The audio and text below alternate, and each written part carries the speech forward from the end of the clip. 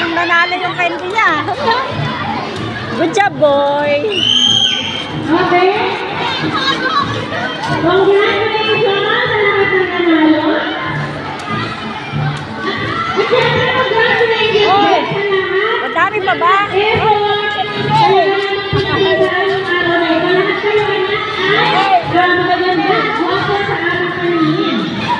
Ako, wala. Joke lang. Okay, so Mabait. Deserve. Let's go. Oh, isa pa. Ganyan kababait ang mga grade 5. Nagpapamigay ng mga candy. Kuha na kayo. Oh. Deserve.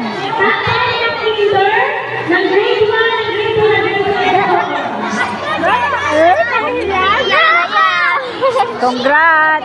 Congrats! Congratulations! Ikaw yan.